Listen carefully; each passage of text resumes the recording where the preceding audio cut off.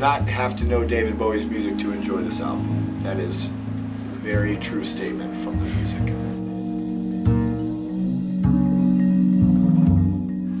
I feel like we deliver really faithful and high energy renditions of David Bowie songs in a way that you never heard before. It's a completely fresh take that you'll recognize at the same time. So We Trio fans could definitely get really into this album because it's very conceptualized.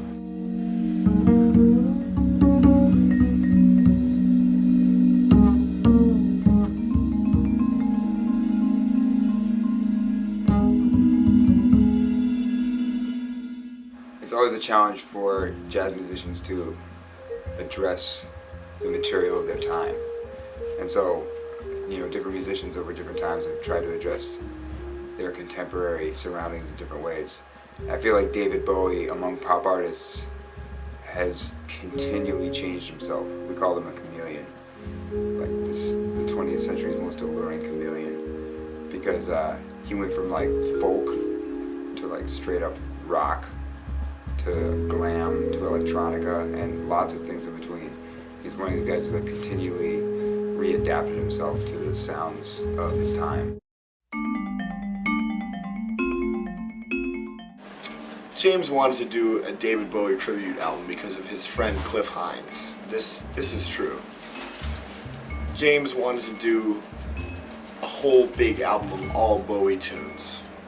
I was not into this. Dan, not so much either. I was a little hesitant. I'd rather do someone like Jimi Hendrix. You're a cock. After listening to the songbook for a while, we decided to make this record happen. Making this record with this David Bowie music grew on me, and it was a nice process of picking out the tunes and going through his discography and figuring out different stuff that we wanted to try and make our own.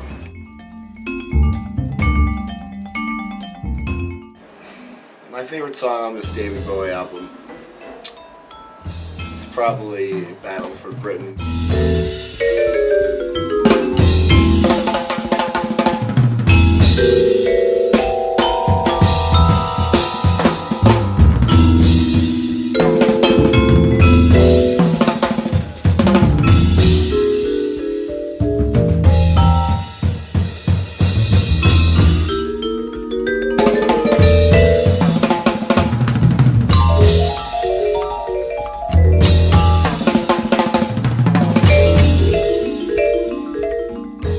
Battle for Britain's on the Heathen record, which is one of his electronic records.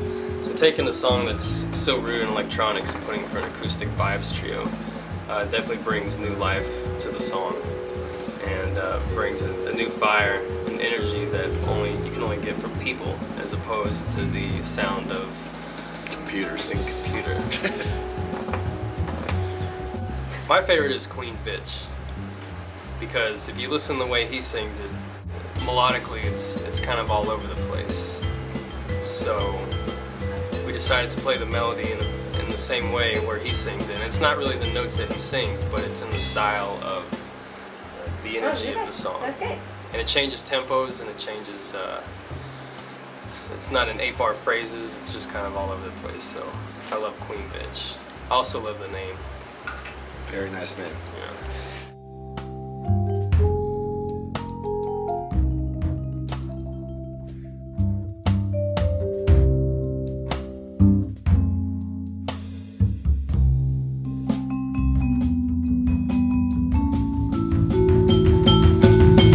Ashes to Ashes might be one of my faves as well.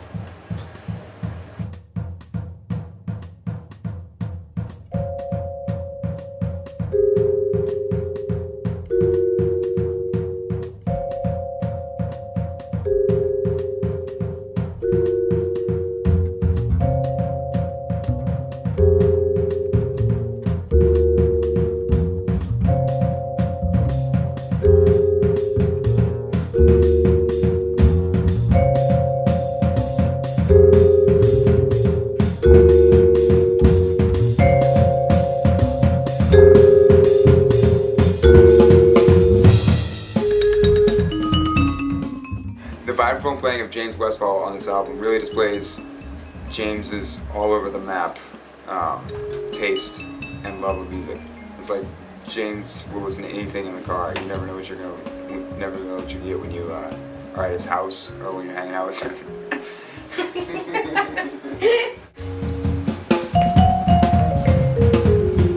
Doing the David Bowie album, which is all over the map of 20th century pop music, really allowed James to display that versatility. Plus, giving James like a really singing voice on these melodies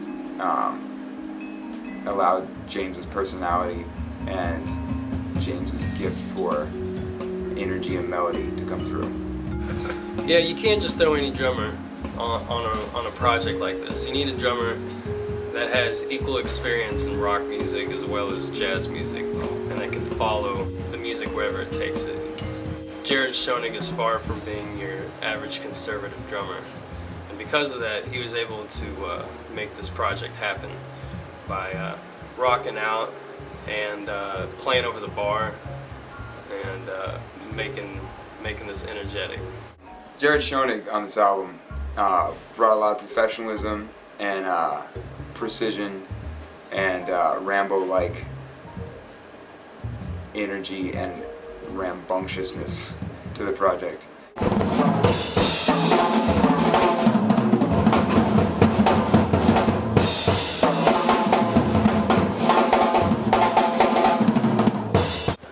Usually people refer to a bass as an anchor, which I feel is a bad description because an anchor keeps the ship from moving.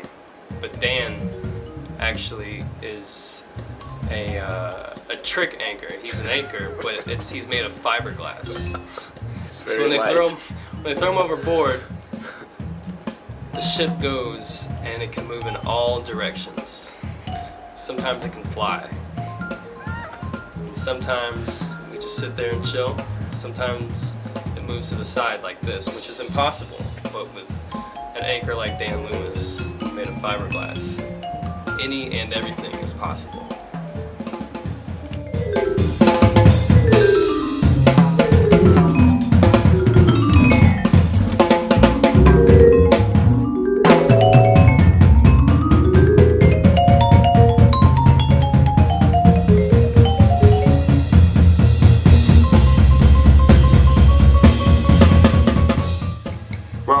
We decided for this project to do a Kickstarter campaign, which is basically a way to pre-fund an artistic endeavor. So basically what we did is we sold copies of the album, t-shirts, copies of previous albums online to raise funds. And I have to admit, personally, I was a little dark on this idea when we first brought it up. I thought it was sort of like online begging.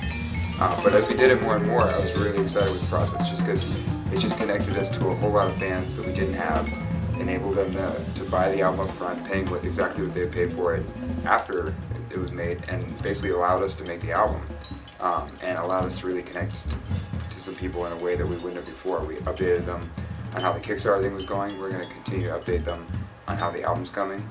So I think it was a really organic way to connect to our fans and to bring them on board.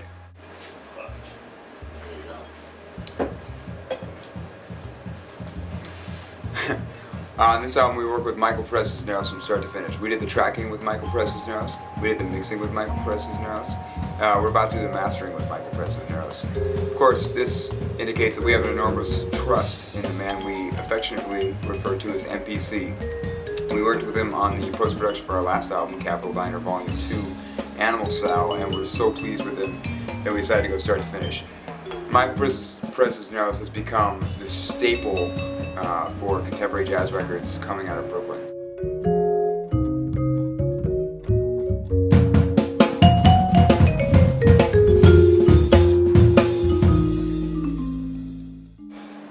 Well, Richard Thompson just recently photographed our latest press pics.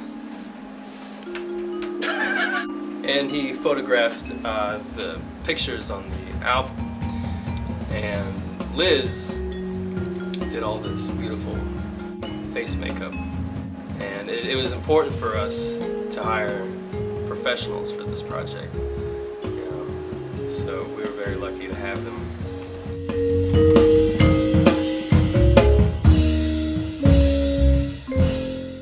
I've never been painted blue before, and I really like it. It's my favorite color. I've never had my lips done, and I have to say I kind of like it too.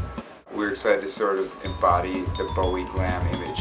A lot of jazz musicians don't really care how they look on stage, and so we're looking to embody the Bowie aesthetic of the look being as important as the music. Of course, the music is paramount to us, but we want to bring the look up to the same level. So, with the incredible work of Liz and Richard on visuals, we're hoping we can deliver that.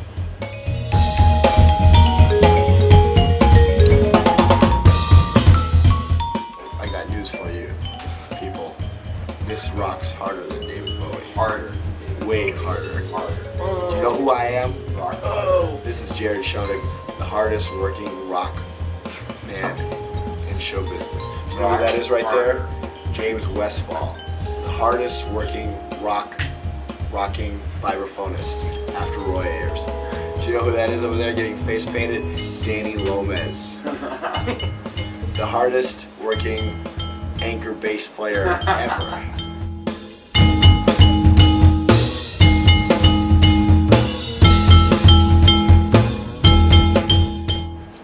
We rock hard.